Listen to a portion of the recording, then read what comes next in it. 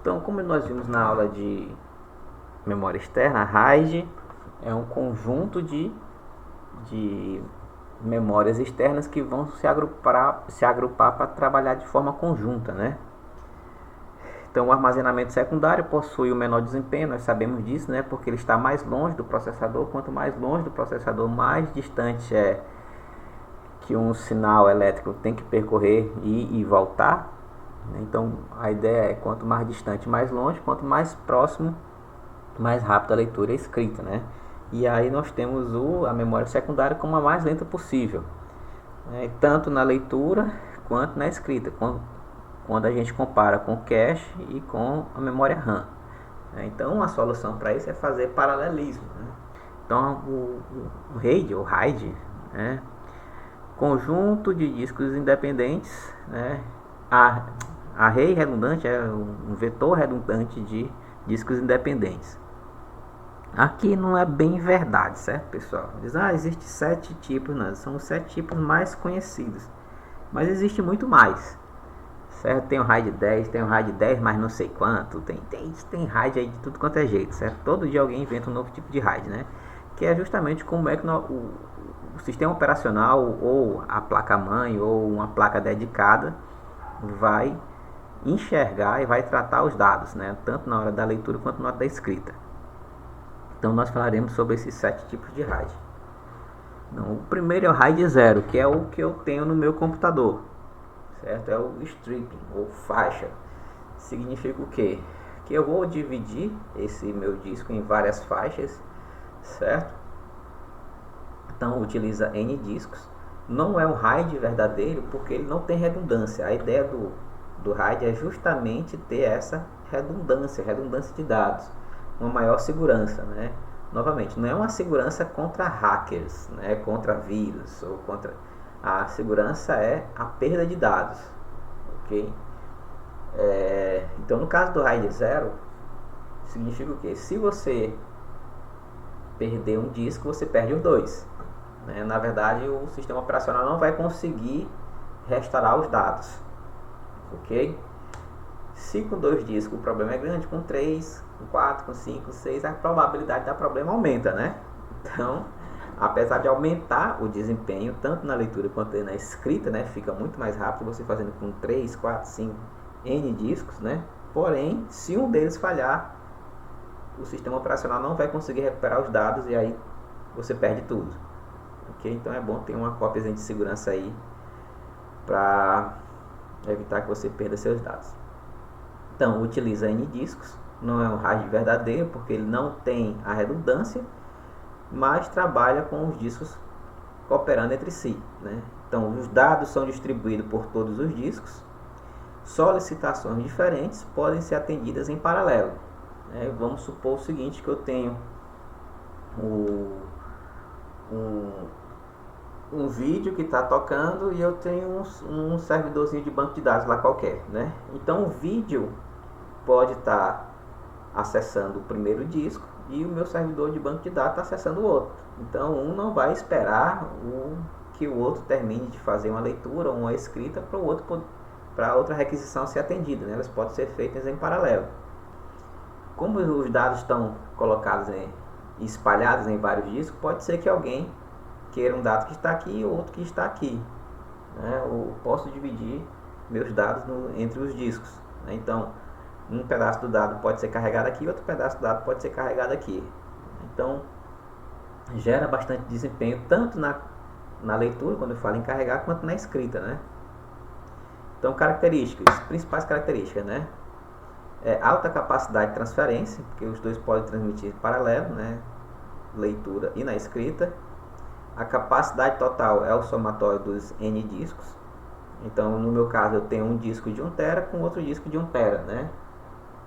E aí eu fiz um RAID 0, então o sistema operacional vê os 2 discos como sendo um único disco de 2 teras, né? Então, por exemplo, aqui vê como se fosse um único disco de 1.881 tera, né? Mas se eu chamar aqui o gerenciador de disco, né?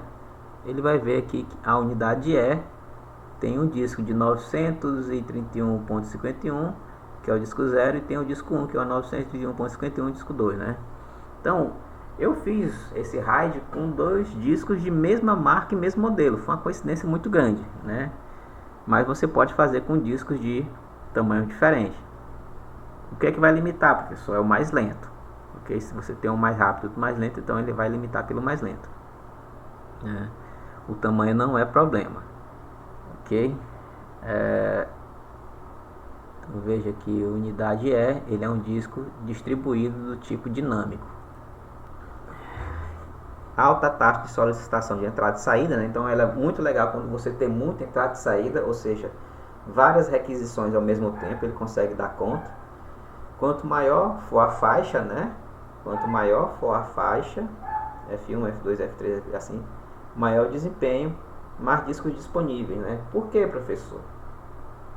Vamos supor que eu tenho uma faixa grande, então significa que eu tenho um monte de dado gravado aqui, depois eu tenho um monte de dado gravado aqui, aqui e aqui. Então vamos supor o seguinte, se eu tenho um filme, o filme é um arquivo grande, né? Então eu estou lendo nesse arquivo grande, significa o quê? Se eu botei a minha faixa que ficou aqui dentro, então eu vou ler mais só nesse disco, os outros ficarão livres para atender outra entrada e saída, né? Não importa a leitura escrita, certo? Então quanto maior for a faixa, mais um único disco vai estar ocupado e os outros estarão disponíveis, certo? Então, quanto maior for a faixa, maior o desempenho, mais discos disponíveis. Um problema do RAID 0 é que não há recuperação de falhas. Então, se eu tenho um RAID aqui com esses 3 discos e um falhar, veja que um dado pode começar aqui, depois continuar aqui e depois se espalhar para cá. Se eu perder isso daqui, tchau. Eu perdi vários arquivos aqui, não tem como recuperar. Certo? Qual a vantagem desse RAID? É um RAID barato. Certo?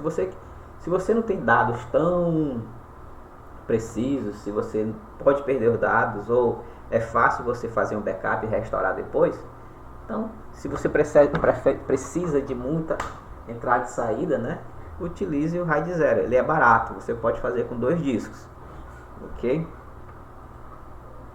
Então não redundante, já foi falado, né, dados espalhados por todos os discos, maior velocidade, múltiplas solicitações de dados provavelmente não serão no mesmo disco.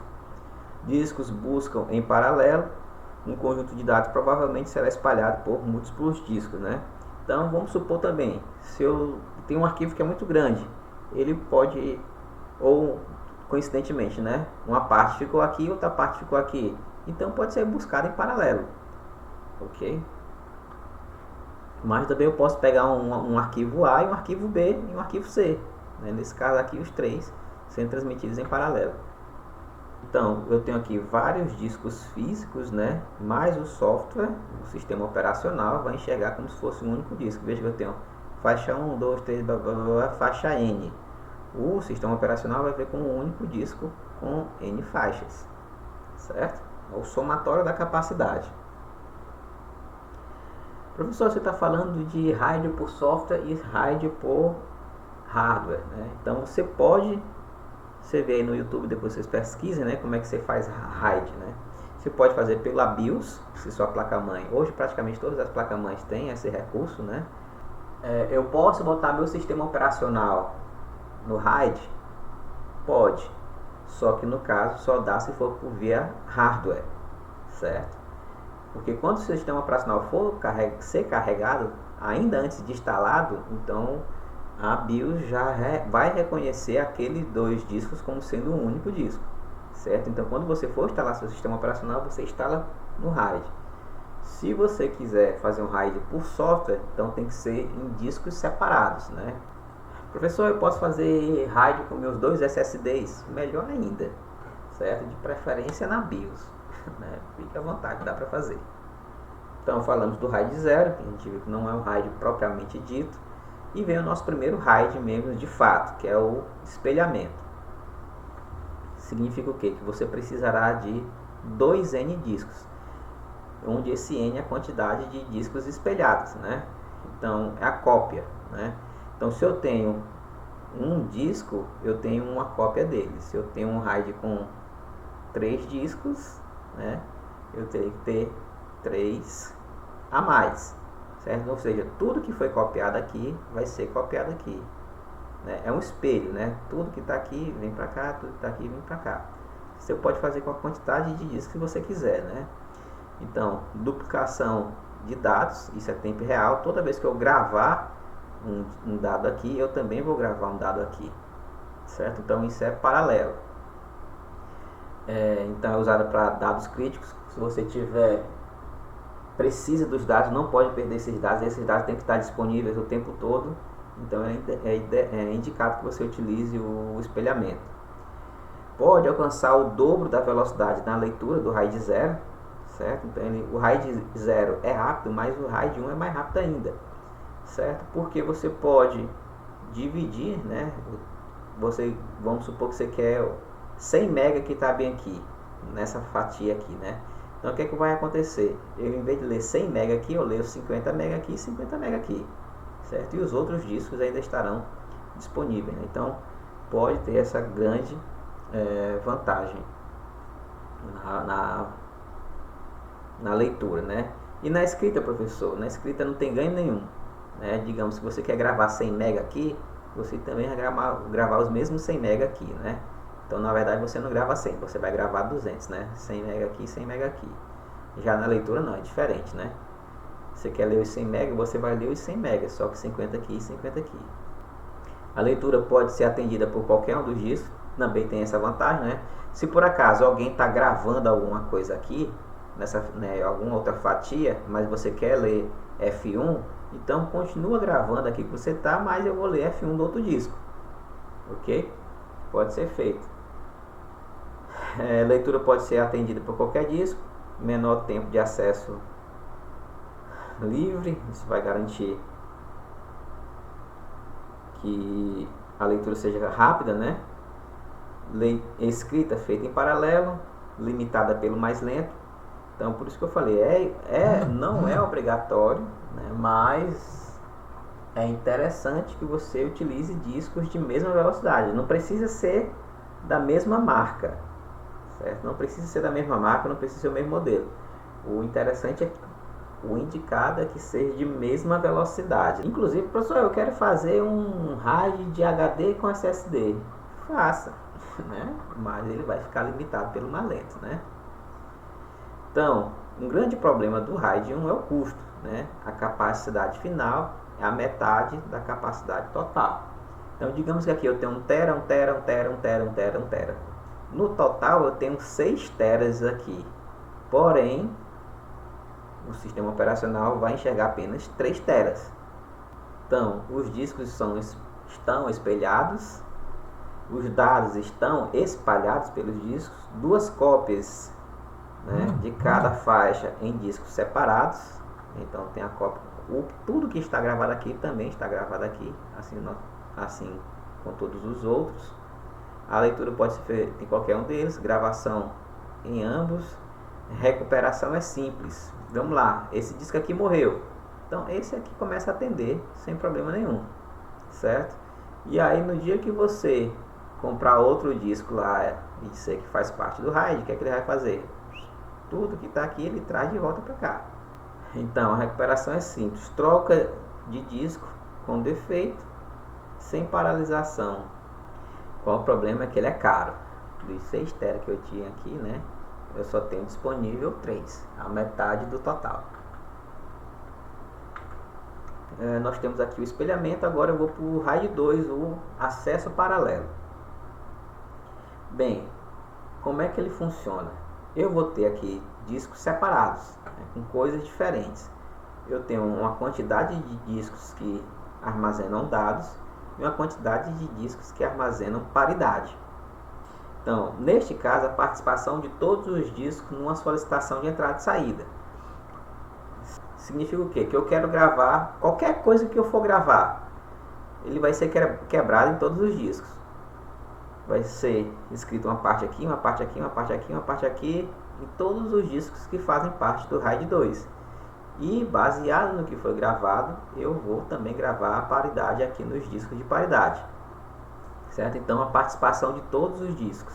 Então, por exemplo, aqui, quando eu tenho 4 RAIDs, 4 discos, né? Então, meu tempo de escrita vai ser muito menor, porque eu gravei uma parte aqui, uma parte aqui, uma parte aqui, uma parte aqui, certo? E aí existem sincronizações da cabeça. O que é a sincronização da cabeça, professor? Significa o quê? Eu vou gravar um dado no mesmo bloco aqui, no mesmo bloco aqui, no mesmo bloco, no mesmo bloco, no mesmo bloco, no mesmo bloco, no mesmo bloco. Como assim, professor? Aqui não é dividido em trilha setor? Então aqui vai ser gravado, vamos lá na trilha setor 00. Então vai ser gravado aqui na 00, na 00, na 00, na 00, na 00, na 00. Certo? Então existe a sincronização de cabeças. Todas estarão sincronizadas gravando na mesma posição. O que é que nós temos aqui na paridade? Nós temos a paridade gerada pelo código de Hamming de 1 bit ou código de Hamming de 2 bits. Nós veremos na aula mais para frente, né, em código de detecção e correção de erros. Ok? O Hamming de 1 bit. O Hamming de 2 bits nós não veremos. Então, qual é a quantidade de disco? É N, que é o número de disco, vai ser igual a D, que é a quantidade de discos de dados, mais P, que é a quantidade de bits de paridade. Então, característica, os dados são sincronizados. Isso significa o quê? Que vai ser rápido eu dividir, eu escrever, porque eu vou escrever aqui, aqui, aqui, aqui, aqui, aqui, aqui, né? Se bem que aqui é paridade, o ganho está aqui, né? Então, digamos que eu tenho 100 MB para gravar, significa que eu vou gravar 25 aqui, 25 aqui, 25 aqui, 25 aqui, né? E na hora da leitura, eu leio 25 aqui, 25 aqui, 25 aqui, 25 aqui, né? Então, aqui no caso da paridade, ela é gravada só no caso da escrita, certo? Quando eu estou modificando algum dado aqui, eu também vou modificar aqui minha paridade. Na hora da leitura não tem problema nenhum, eu não faço acesso aqui. Neste caso, pessoal, as faixas são bem pequenas, ok? Por quê? Porque eu tenho que gravar rápido, né? Então, as coisas aqui são rápidas, são feitas todas em paralelo, todo mundo está sincronizado, certo? Então, essas faixas são bem pequenas. Normalmente, nós temos 1 byte por palavra, né? Então, veja, são bem pequenininhas, 1 byte por palavra. Então, correção de erro calculada pelos bits correspondentes, né? Então, é o bit daqui com o bit daqui com o bit daqui com o bit daqui estando na mesma posição, vai gerar um bit de paridade na mesma posição, certo? Múltiplos discos de paridade armazenam correção via código de Hamming em posições correspondentes. Então, qual é o problema? Que ainda é caro eu ter vários discos aqui só para gravar paridade, né? Então, o RAID 2, ele é uma tecnologia que ficou só na teoria. Ele só existe no papel. E aí existiu depois a evolução dele, né, que realmente se concretizou. Por que que não deu certo, professor? Por causa disso, né? Muito caro. Alguns discos aqui vão se perder. Simbora. Então, característica do RAID 2. É mais barato que o RAID 1, certo? É mais barato que o RAID 1, porém ainda é caro. Onde P, a quantidade de discos de paridade, é proporcional a log de D, ideal para ambientes com muitos erros, né? É considerado exagero, não foi implementado, garante bastante disponibilidade. Por que muita disponibilidade, professor? Porque aqui as faixas são pequenas, né?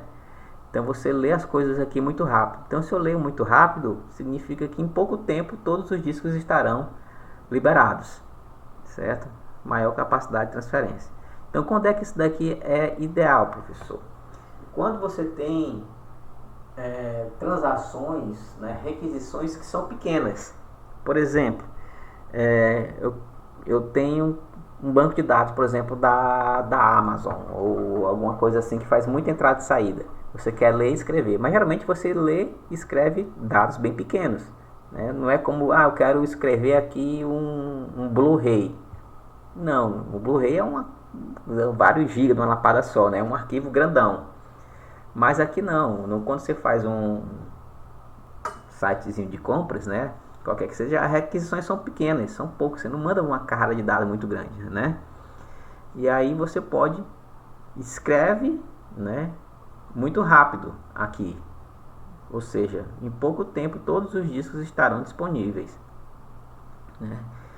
Então, maior capacidade de transferência. Isso é legal para quê? Quando eu tenho muita entrada e saída, né? Se você tem várias e várias e várias requisições, né, muita leitura, muita escrita, mas de coisas pequenas, né, isso aqui é ideal porque os discos estarão disponíveis em pouco tempo. Vamos lá.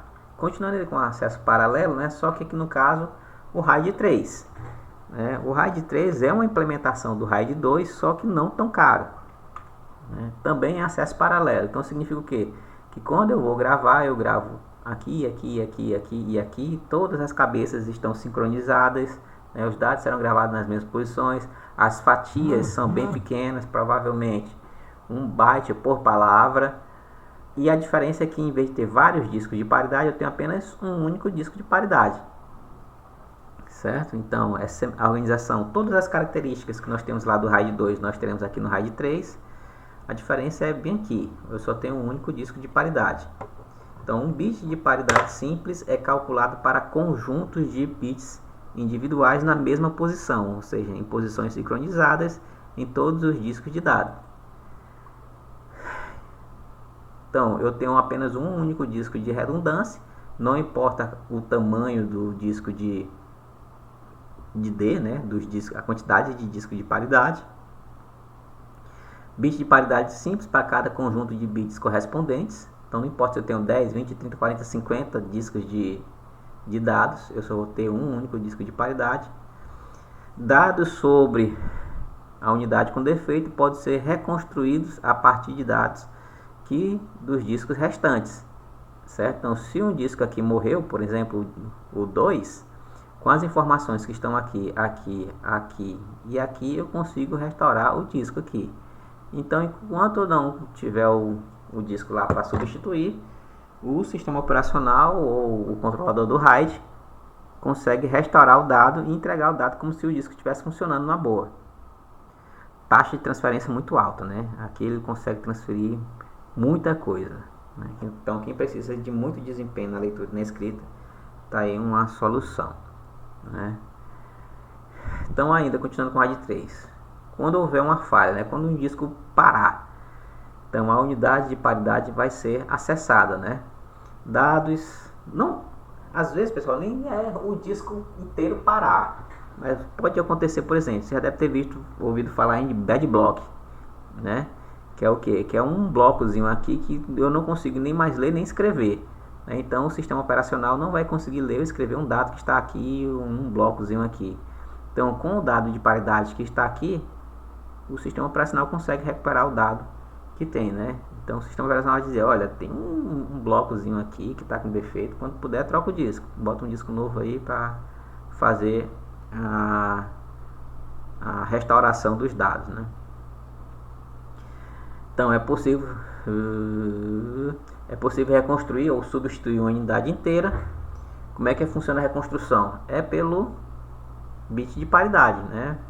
Então, para 5 discos de X0 a X3, aqui eu tenho 4 discos de dados, mais um de paridade, né? Então, como é que é feito o cálculo de paridade? É pelo ou exclusivo, ok? Ou X2, X3, X2, X1, X0, na mesma posição, né? Nos bits que estão na mesma posição. Então, garante maior disponibilidade, maior capacidade de transferência. Como é que é feito o ou exclusivo, né? A gente sabe que o ou exclusivo, ele é verdade quando 2 bits são diferentes, né? Então, ele é verdade quando os 2 bits são diferentes.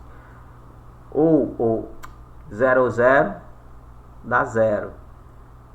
0 ou 1 dá 1. 1 ou 1 dá 0. 1 ou 1 dá 0.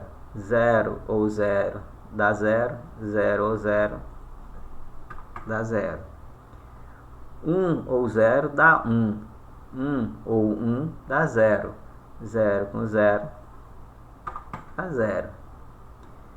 0 ou 1 dá 1. 1 ou 0 dá 1. 1 com 1 dá 0, né? Olha que coisa triste, né? Eu vou mudar um aqui. Menos 1 que ser verdadeiro, né? Vamos lá.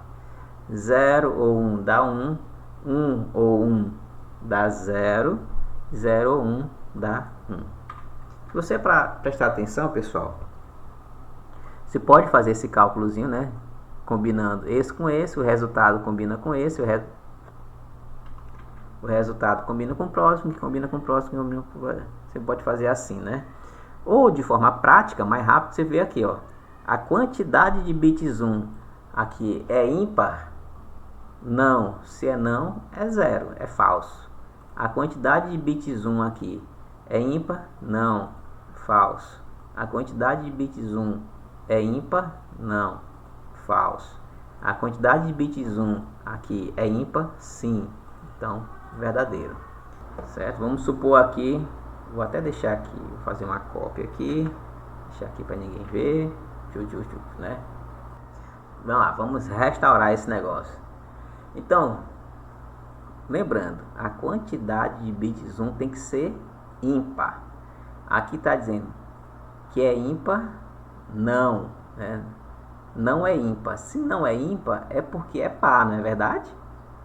Porém, aqui tem a quantidade ímpar. Então, para ficar par, aqui obrigatoriamente tem que ser 1, né? A quantidade de bits 1, certo? Ah, professor, então conseguiu restaurar, né? Vamos lá, o que é que aqui está dizendo? Que a quantidade de bits é par, não é isso? A quantidade de bits 1 é par. Quantos bits 1 eu tenho? 2. Que é par. Então, para continuar par, eu vou colocar 0. Aqui está dizendo que a quantidade de bits 1 é par. Quantos bits 1 eu tenho? Só 1. Só que 1 é ímpar. Não pode ser ímpar, tem que ser par. Então, para ficar par, eu coloco 1. Aqui está dizendo a quantidade de bits 1 é ímpar. Quantos bits 1 nós temos? 2. Opa, mas tem que ser ímpar. Então, para ficar ímpar, tem que ser 1. Pronto. 1, 0, 1, 1. 1, 0, 1, 1. Eu também tenho o RAID 4, que é de acesso independente. Como é que esta coisa funciona? Então, os discos operam de forma independente, ou seja, nesse caso não precisa de sincronização. Um pode ler, outro pode estar parado, outro pode estar fazendo alguma coisa, pode estar escrevendo, né? Ou seja, eles são independentes um do outro, um não depende do outro, né? Nós também temos aqui aquela mesma filosofia, né, de deixar um único disco para paridade, né? É ideal para altas taxas de solicitação de entrada e saída, porque eu tenho vários discos independentes, né? Então um pode ler, outro pode estar escrevendo, um pode estar fazendo não sei o que, né? Nesse caso aqui as faixas são grandes. Então, se eu tenho um disco que está lendo ou escrevendo um arquivo muito grande aqui, né, ele fica ocupado só nesse disco e os outros dois ficam disponíveis, né? Então garante uma alta disponibilidade e também garante uma alta taxa de transferência, né? Se você tiver, principalmente se você tiver requisições diferentes. Prioridade bit a bit calculada por faixa, né, em cada disco. Então veja que aqui eu vou ter nesse meu disco de paridade, né, todas as paridades por faixa. Então de F1 a F3, de F4 a F6, F7 a F9, F10 a F12. Então toda a paridade é armazenada no disco de paridade. Qual é o grande problema, né, disso daqui? Então, no 3 não tem grande problema, porque eu estou gravando de forma sincronizada, né? Grava aqui, né? Ou seja, quando eu atendo a solicitação, todo mundo atende a mesma solicitação. Aqui, qual é o problema? Porque eu estou atendendo solicitações diferentes, né? Então alguém pode estar escrevendo aqui, escrevendo aqui. Aí vai dar problema aqui, né? Por quê? Porque eu estou gravando, tudo na mesma faixa, né? Então isso aqui vai virar um gargalo, certo? Aqui começa a ser um problema. Então, por exemplo, também posso estar gravando aqui, aqui e aqui. Então eu vou ter que gravar aqui 2 vezes, uma vez aqui, outra lá, certo? Então esse é um grande problema do acesso independente, é porque esse disco aqui se torna um potencial gargalo, certo? Então essa ideia do RAID 4 tem este problema, né? Então é barato, né? D mais 1, né? Garante alta taxa de solicitação. Eu posso ter solicitações diferentes sendo atendidas. faixa grande, velocidade, alta capacidade de transferência, alta capacidade de armazenamento. Então, para solucionar o problema do RAID 4, quando se fala em gargalo, surgiu o RAID 5, né? Que é o RAID 5. É o mesmo RAID 4, só que esta criatura aqui sai daqui, vem para cá, essa vem para cá, essa vem para cá e assim sucessivamente. Ou seja, todos os discos são são discos de dados, mas também são discos de paridade, certo? E aí significa o quê? Que eu não vou ter um único disco se preocupando em gravar a paridade. Todos podem gravar a paridade, certo? Então, todas as características, boas características que você tem aqui no RAID 4, que você também vai ter no RAID 5. Qual a diferença? Que eu não tenho mais o problema do gargalo, certo? Então, a faixa de prioridade em todos os discos, e aí é como se eu tivesse também o mesmo N+1, né? Então, digamos aqui que eu tenho 1 tera, 1 tera, 1 tera, 1 tera, o sistema operacional viria como se fosse um único disco de 3 teras, né? Sendo que 1 tera é para paridade, né? Os dados estão aqui, isso aqui é visível para o usuário, isso aqui é só para o sistema operacional. Então, aqui é como se fosse essa mesma criatura aqui, né? Vai continuar vendo os mesmos 3 teras, sendo que 1 tera vai ser para paridade. Então, evita o gargalo, geralmente utilizado em servidores de rede, né? Então, veja que é legal, você não vai ter o gargalo, vai ser vários discos trabalhando de forma independente. Isso aqui é legal, pessoal, você tem várias aplicações diferentes, muita entrada e saída, mas só que é de aplicações diferentes, né? Cada um querendo acessar uma coisa diferente. Por exemplo, um servidor de arquivos, um servidor de banco de dados, um servidor de streaming, né? Todo mundo em cima da mesma coisa, né? Então, um servidorzão que faz um monte de coisa ao mesmo tempo, né? Então, esse daqui pode atender um, esse daqui pode atender o outro, esse daqui atender um, esse daqui atender o outro, e assim sucessivamente. Nós não teremos tanto problema de gargalo, né? Até agora, todos os que a gente viu só conseguem recuperar um único disco, exceto o RAID 0 que não recupera ninguém, né? Já o RAID 6 é o mesmo RAID 5, tem as mesmas características do RAID 5, apenas os dados são mais críticos ainda, certo? Então, nesse caso, eu tenho um disco, uma fatia, uma faixa, um strip para paridade, e tem uma segunda faixa, né, para os mesmos dados. É a cópia da cópia, né? Então, é semelhante ao RAID 5, faixa de paridade também espalhada, que foi uma coincidência, né? Mas poderia ter uma paridade aqui, outra paridade aqui, outra paridade aqui, certo? Foi uma infeliz coincidência minha ter colocado aqui, certo? Né? Ou seja, esse aqui também poderia ter tanto a paridade P quanto a paridade Q, certo? Qualquer disco. Então, as faixas de paridades estão espalhadas em todos os discos. Nesse caso, em vez de ser N+1, vai ser N+2. Então, veja que eu tenho 1, 2, 3, 4, 5, 6. Então, se eu tiver 6 discos de 1 tera, o sistema operacional veria apenas 4 teras, né, de dados. Porém, quer dizer, o usuário, né, teria disponibilidade de armazenar até 4 teras de dados, e o sistema operacional, além desses 4 teras, teria mais 2 para paridade, né? Então, também essa ideia do acesso independente, né, com as faixas espalhadas, evita o gargalo, garante alta disponibilidade. Existe a penalidade na escrita, né, porque você está gravando um dado aqui, também vai gravar um dado aqui na paridade, né?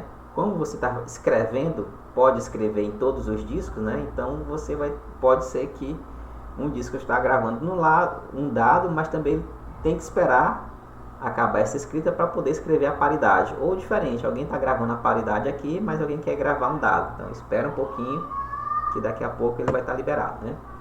Então, mas tem essa penalidadezinha na escrita, mas a leitura é muito, muito, muito, muito rápida. É indicada para casos muito críticos, né? E qual é a vantagem? Que aqui ele consegue recuperar até 2 discos. Então, se 2 discos falharem, a paridade P e a paridade Q conseguem recuperar esses 2 discos, certo? Então, 3 discos precisam falhar para haver perda de dados. Então, nesse caso, recupera a falha em 2 discos, P é calculado pelo ou exclusivo, e o Q é um algoritmo de verificação de dados independentes, né? Que a gente não vai trabalhar com eles, né? Então, garante uma alta tolerância a falhas. Ok? Existem outros RAIDs, né? Inclusive, vocês podem pesquisar RAID 100, RAID 6, que mais? Tem RAID aí para tudo quanto é jeito, né? Procurem aí depois, cada um com suas novidades, né? Eu falei só dos mais conhecidos.